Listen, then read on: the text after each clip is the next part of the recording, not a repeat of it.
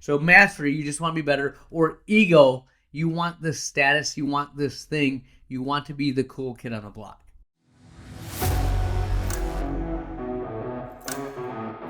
All right, my friends, the Ultimate OD Podcast, we have a very, very fun journey for you. One life lesson that you will take from this rundown that I'm going to teach my kids till the day that I die. They will remember this lesson. You need to hear this. We have a little bit of office talk, got some juice, some energy straight into my veins. Closing thought of the episode. This is the Ultimate OD Podcast. Here we go.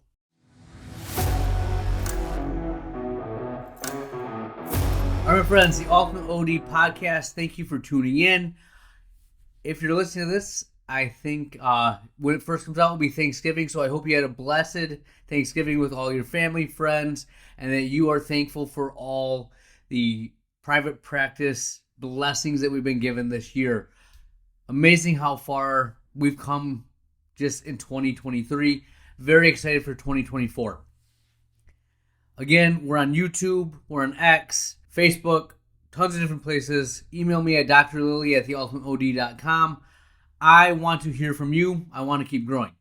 Now, I just got done listening to a podcast, and he had a long build-up, and then he actually had some functional things. And I was like, oh, man, I almost shut this podcast off because the long build-up I didn't think would apply to me. So I'm not going to make that mistake. We're going to get right down into this. This is a very, very fun discussion. So trust me when I tell you, you keep coming down the path. Eventually, I'm going to weave this back to optometry, and it's a big lesson.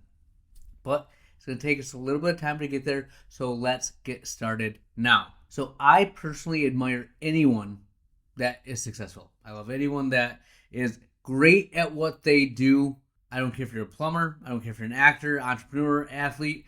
Someone who loves their craft and is excellent at what they do. I think there's something to be learned from that. Now, the issue with greatness is we all from afar see the greatness. We see all the good things and we're like, oh, I wish I had that. I wish I had this life. I wish I was doing that thing. But when you're great, I think it comes at a cost of being well-rounded, being able to do other things. For example, Elon Musk, very, very, probably one of the most successful entrepreneurs I've seen in my lifetime. Anything he touches or does grows. Family life seems kind of horrible. Steve Jobs, the most visionary person, CEO we talk about in our era, and we still idolize him. We admire him. You read his biography, you read about him, he seemed like a really miserable person, right? Visionary. Came up with things that we didn't even know we wanted. He was a genius, but again, seemed pretty stinking miserable. Tiger Woods, best golfer I've ever seen in my life. Well, again, he didn't win as many majors, etc., etc. But I mean, he made golf in every person's sport. Everyone wanted to be like Tiger.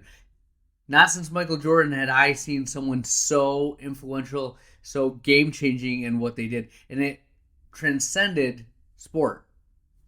That being said, look at his shortcomings, his addictions, if you will. Not something I'd wish upon myself.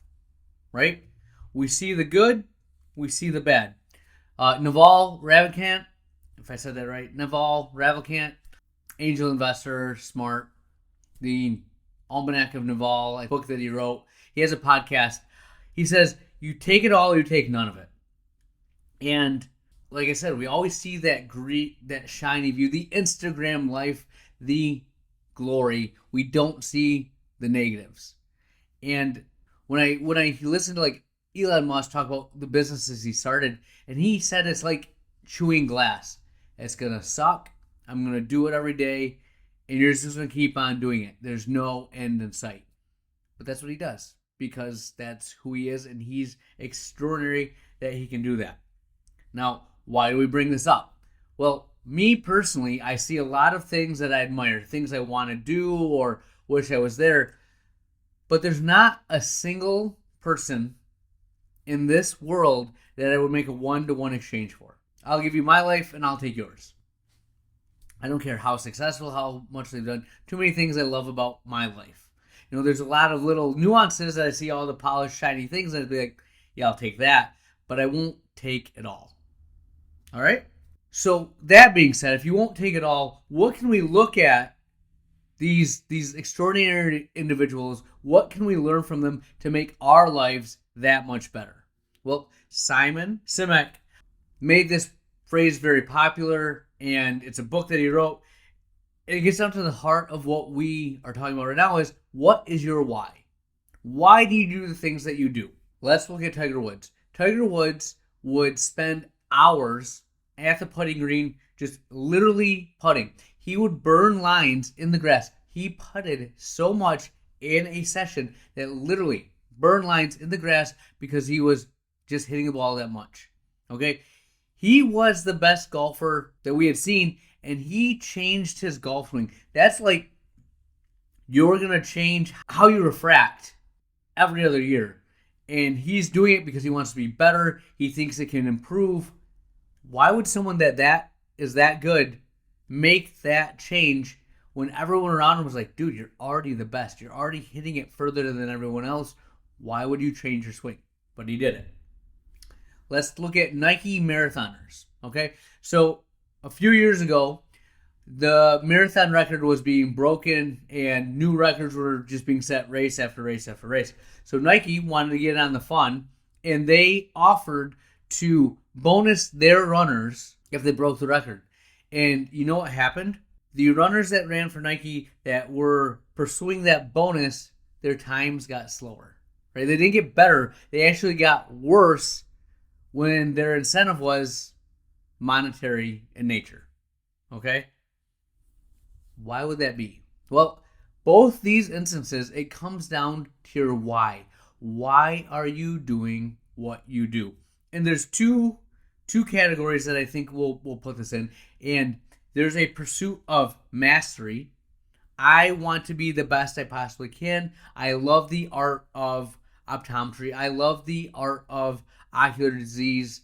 I love the art of you fill in the blank, right? Tiger Woods loved the art of golf. He didn't care if he was the best. He wanted to be the best he possibly could. The marathon runners, when they got the incentive, the people that were chasing the money, that's what they were chasing. They didn't just love to run. Their heart was in the wrong place, and the times got slower, right? What is your why? Are you chasing ego, the other bucket? So mastery, you just want to be better, or ego, you want this status, you want this thing, you want to be the cool kid on the block. All right? So what I'm saying is the why matters. Now stay with me here. I have one more example I'll get to, and I promise we'll get to our offices and what this means. When you look at school, kids all the way up through kindergarten, first grade, second grade tend to really like school. It starts to shift about third grade. What happens in third grade? Well, we start to get grades, letter grades, right? Well, all the way up to that time, it's exploring. It's finding out what you like to do. It's mastery driven. We're finding things that are new to us. We're exploring, we're testing out, and we're just having fun with it, right? There's no real grades. Well, when you get to third grade, you start getting the letter grade, and you realize that you might not be as good at this as someone else. There's an ego thing that comes in, right? And that causes kids to withdraw. They don't want to try as hard because they're not as good at it. And the people that are getting the good grades, it stokes their ego. They want to keep getting good grades. So there's this shift because this is the first time that a student will actually fail, right? And when you fail, you question a lot of things like, am I good enough? Is it me? Why can they do it? Why can't I? This is really hard. Well, this is where I'm going to bring it back to optometry. I'm going to bring it back to our offices, okay? When you start your practice, you'll have a choice, right? You can pursue mastery, the things that you love, or you can pursue ego, all right? Ego can be that monetary goal. It can be, I'm going to buy all this new fancy equipment. I just want to look Instagram cool, right? You're measuring yourself with someone else's ruler? What do other people think are cool?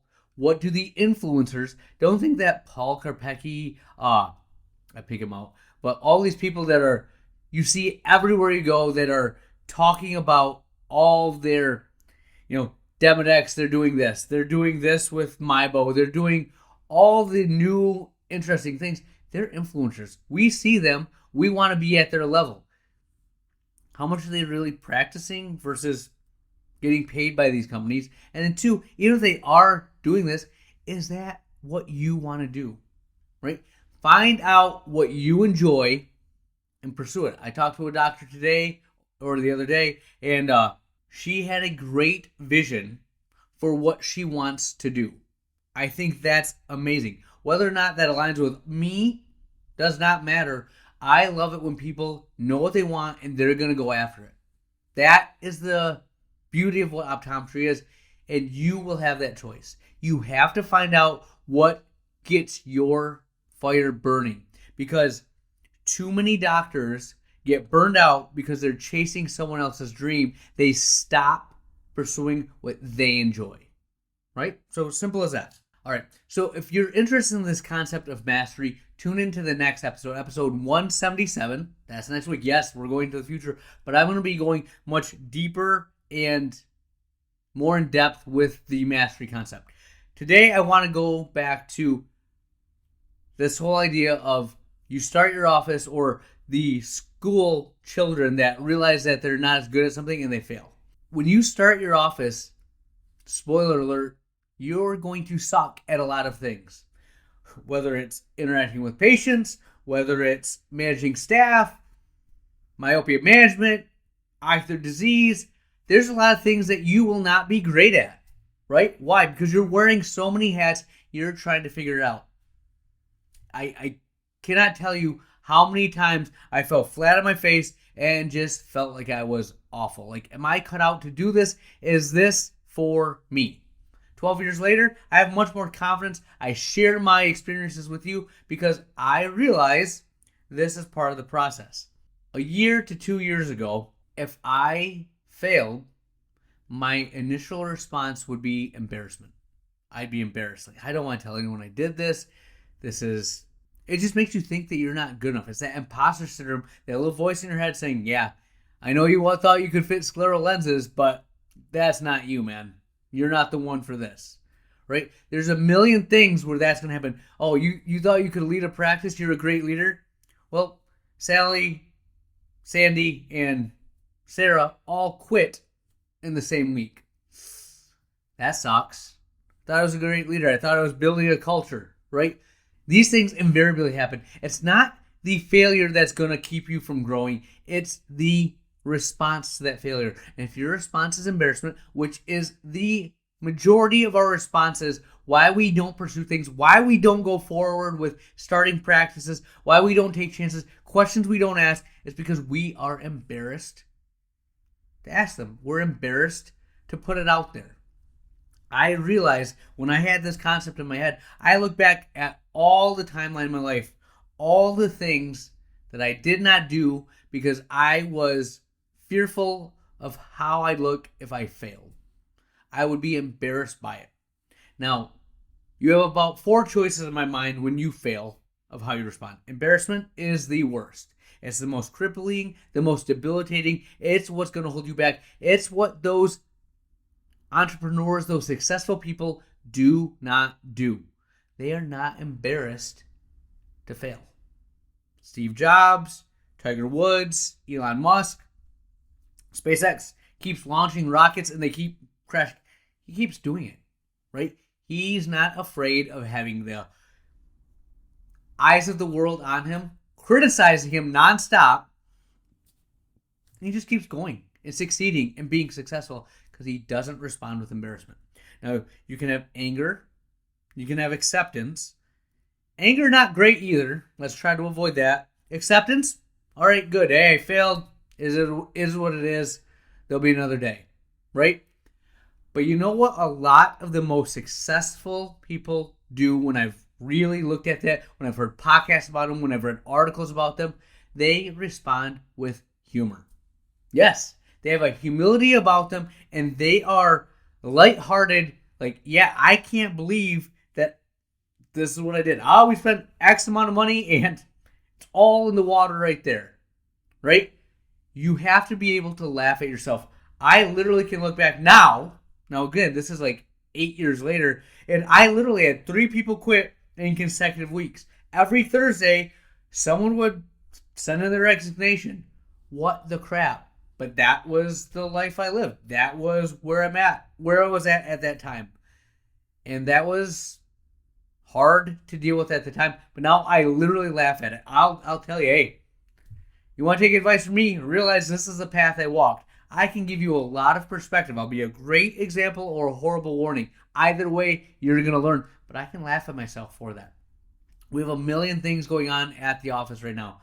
New staff, they're all different. Old staff, they're all the same. And it is what it is. Some people show up to work. Some people don't show up to work.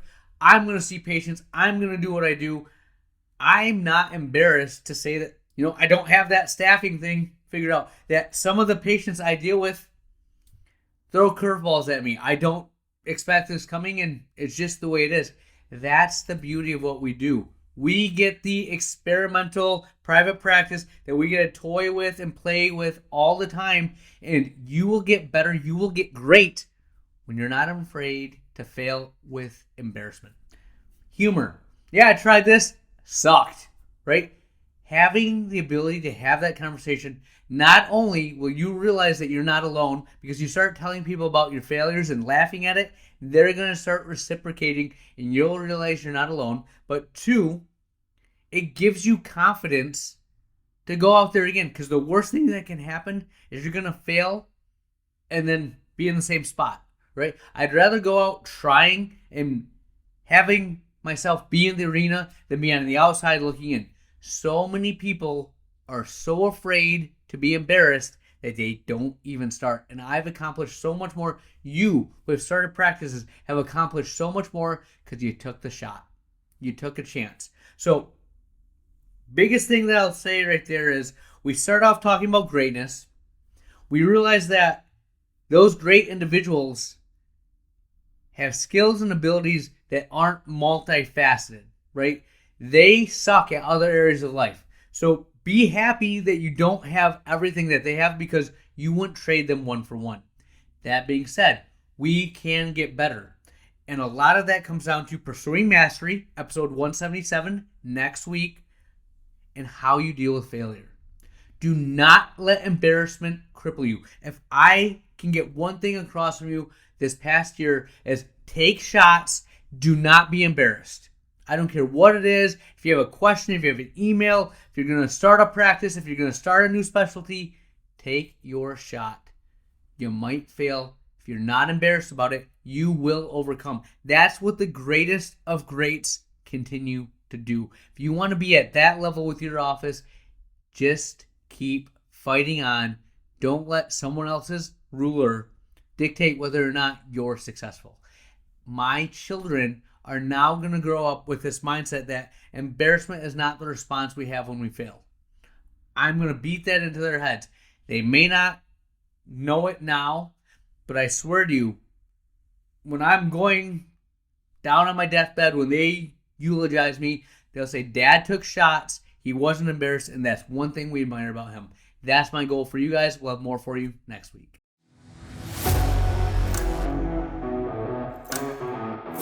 All right, friends, a little office talk. So, one of the coolest things that's happened to me in the past month. I've had a lot of cool things happen. I'm going to put this in the past month. In March, I applied for a mastermind group where you had to do X amount of revenue, etc. I told this story, I think, a few podcasts ago. I got into this group. They had a conference last week, and I wasn't able to make it for the conference, but my managers also had a conference for office managers. And I said, regardless of what we do, you're going to do this. It was a virtual conference, and they spent 11 o'clock till 3 p.m. Tuesday and Thursday last week in this meeting. Awesome. I still stand by the thought that iron sharpens iron, that we only get better when we surround ourselves with other like-minded motivated individuals, motivated practices. Now, again, there has to be reciprocation. You can't just give and give and give. You need people that have conversations with you. They will reach back out. You text them. It's not like a ghost or it's a one-sided conversation. But find people that you can do this with. They were able to sit down, talk to other office managers, and it was great perspective. I've been telling them that the things that we do in our office, amniotic membranes, sclerals, myopia management, dry eye, IPL, all these things, we are on the forefront of optometry. We are operating, we are practicing at the highest level that we can. Not every office does this. And they would be in conversations with other offices that would say they're a dry eye office. And they're like, oh yeah, what do you do? And they're like, yeah, we do a Bruder mask. And that was it, right? Tear care, low-level light therapy, IPL, Zest treatments. No. Yeah, we're a dry eye office. You do myopia management. Okay, so you measure axial length. What? No? All right. Like, we have all the OCTs, we have the visual fields, we have all the goodies. And I can say it, I can tell them that. If they haven't worked anywhere else, it's hard for them to realize it. When they saw other people, like, man, we are pretty good. We are doing well. And I'm like, great. Be proud of what we've accomplished. Be proud of what you've done. Be proud that you are leading this office. You are just as good as them. And they're like, yeah, we are. And it gave them confidence. That imposter syndrome that they're dealing with was a good way for them to realize they can do what they're doing. That the people out there, the other offices, are no better than them, right? I also said, you need to beat this drum and let the rest of the staff know. They were not privy to this eye-opening experience. You need to let them know so we all can be proud of what we're doing. We all can continue to push the limit to be the best we can be. So just another me advocating for the purpose of what this podcast is. Reach out, collaborate, let's be better. Got a referral for dry eye. Speaking of dry eye, it was so much fun. So he saw 3-4 other doctors, ophthalmology included, and didn't have any real success. Got referred to my office, and I literally did a dry eye eval and went over everything. And his comment afterwards, so I did my idea of what I thought the treatment plan should be, set it up. He then goes out, talks to my dry eye counselor to answer any questions that he has. And my dry eye counselor started, do you have any questions? He's like, no. He answered them all. And she goes, yeah, he's really thorough, right? He goes, oh, yeah, he is. I think you guys know more about dry eye than anyone, right? And that was a compliment that I got from an outside patient, from a referral. And I had so much fun going over the X's and O's, what it took to do the home therapy, right? What options we had, why he was feeling the way he was. And he's like, that just makes so much sense. And I had so much pride in what I was doing. It was fun for me. And it was that juice. It was that pursuit of mastery that makes me want to continue to get better. So little win on my end. I'd like to share that with you. If you guys have little wins like that, leave them in a comment below or send me a message. I want to know what you're doing that's fulfilling your life in this profession that we all love. Now, the other thing that I've been thinking about a lot, and again, reiterated that there's 2 camps in this world when it comes to dry eye. There's dry eye and aesthetics, and there's dry eye and active surface disease. A lot of the dry eye people that I've seen err towards the aesthetics. I am not that person. I don't really like that sandbox. I don't want to play in that sandbox, and I don't think that I'm as good as the actual spas and plastic surgeons, those offices, right? But when it comes to dry eye and active surface disease, that's my wheelhouse. I don't think ophthalmology embraces dry eye. I don't think they embrace ocular surface disease like it can, but even the things that they do embrace are more advanced treatments, more surgical interventions. There's so much we can do in optometry, from amniotic membranes, oxervate, IPL, tear care, all the pharmaceutical options that have come out, from Demodex, the Xdemvy, Mibo. All of these things are just what's so stinking fun, and there's such a need for it. I am going to see how far down that rabbit hole I can go. I thought I was kind of alone. The doctor I met with, again, gave her both cams. She liked my cam. Not that I'm bragging, but it's really awesome when you find someone else that loves what you do as well. Because I can sit here and I can talk to you about this for hours. I do on a weekly basis. That being said, to have another person that loves what you do and is interested in pursuing it as well, that's the juice you need, my friend. So whatever you're pursuing, find these groups, find the other doctors that love it, because that will give you juice. I'm not lying to you. After having that conversation with her, I'm like, I better up my game. I want to know anything and everything. If we ever have a conversation, I don't want to be one of the people that doesn't know. And if I don't, I will not be embarrassed, right? Humor. We just talked about that. But I am going to pursue it for a mastery purpose. I want to be as good as possibly can. Ego is not playing a role in that endeavor. So that's a little office talk. A little more for you next week. Where, oh where has the time gone? We are to the closing thought of the episode, and I will leave you with this quote that was so very deep and so very true that it spoke to me, and I think it will speak to you. If you're listening to this podcast, I was reading a book, and in the book, the comment that was made was, one doctor was talking to another, and he goes, I have to be great so I don't feel worthless. And that resonated so much with me. I have to be great so I don't feel worthless. We are type A driven individuals. When we pursue a goal, we go all in. And with grades, with other doctors, other practices, we're always trying to measure ourselves and compare ourselves. And comparison is a thief of joy if you use it as your measuring stick. But comparison with the idea of growth, don't worry about that. But if you're using that to measure how good you're doing, you're going to be miserable. And in this private practice journey, that's something that I really had to wrestle with. In life, I've really had to wrestle with this. I have to be great so I don't feel worthless.